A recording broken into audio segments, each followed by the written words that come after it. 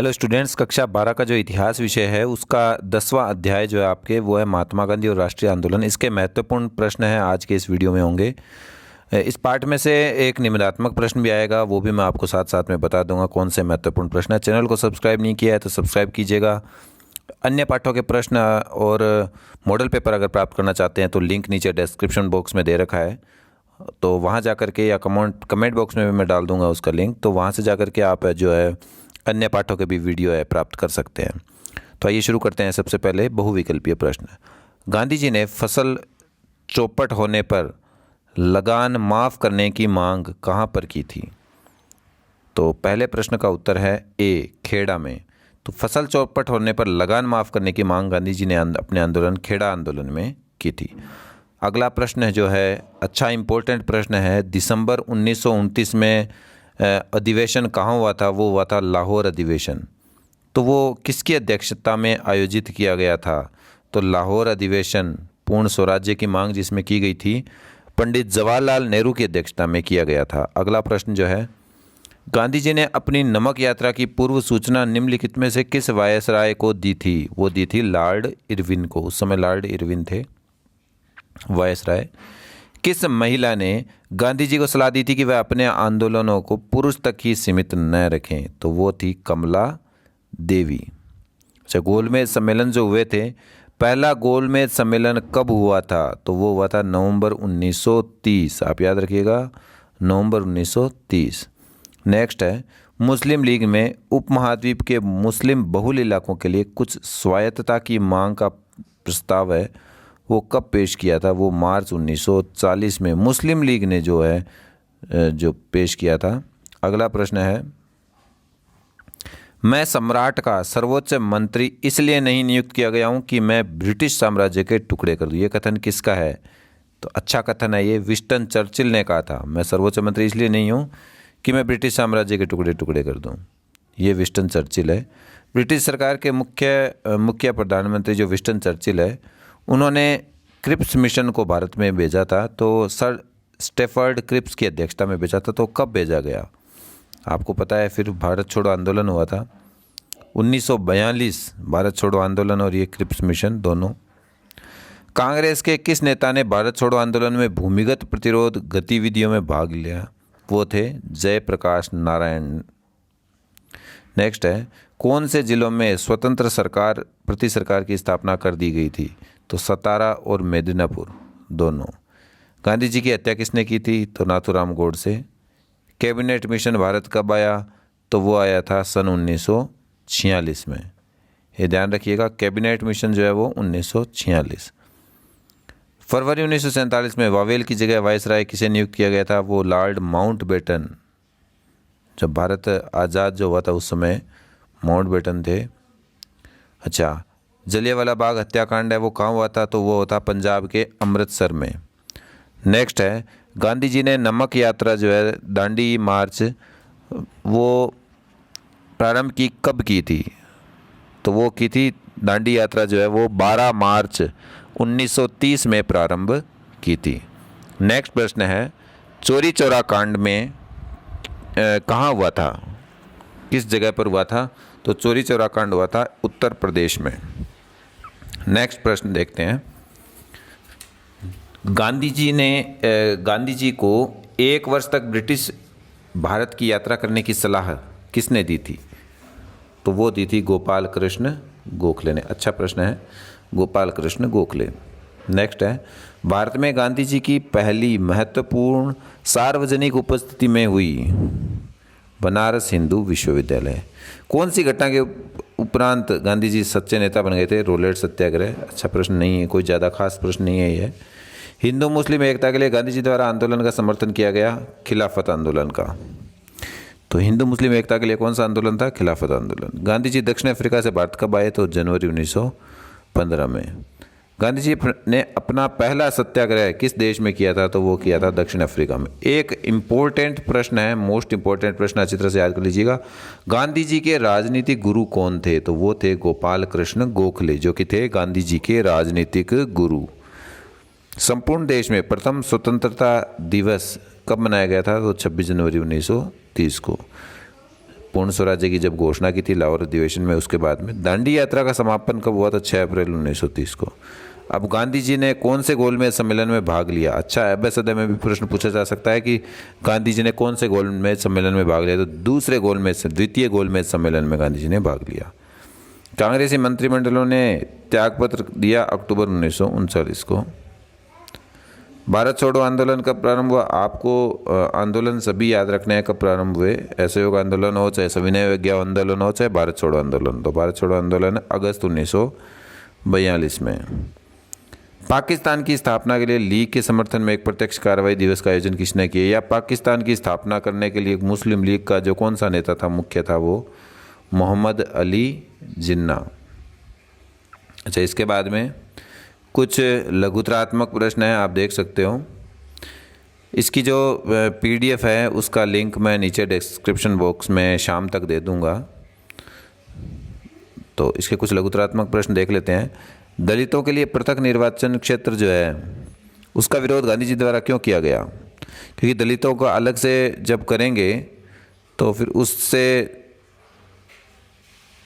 देश में सांप्रदायिकता की भावना ज़्यादा फैल जाएगी, और उनकी इससे ये मांग ये भी थी कि अस्पृश्यता अगर होगी तो दास्तां है वो स्थायी रूप ले लेगी। और क्या अस्पृश्य हमेशा अस्पृश्य ही बने रहें, ऐसा गांधी जी का उस समय कहना था। तो पृथक निर्वाचिका से उनके प्रति कलंक का भाव और ज़्यादा हो जाएगा। तो अस्पृश्यता के विनाश के लिए गांधी जी ने उसका विरोध किया था।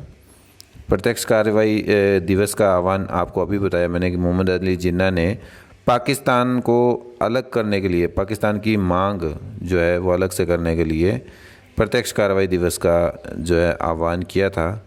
और 16 अगस्त 1946 के दिन यह तय हुआ और कलकत्ता में उससे खूनी संघर्ष हुआ। कई जगह ये आग फैल गई थी। तो हिंदुओं ने मुसलमानों को और मुसलमानों ने हिंदुओं को अपना निशाना उस समय बनाया था।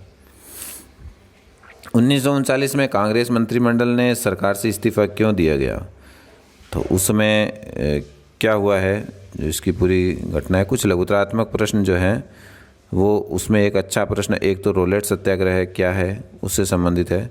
इसकी पीडीएफ मैं नीचे उपलब्ध करवा दूंगा, तो वहाँ से आप पीडीएफ देख लीजिएगा।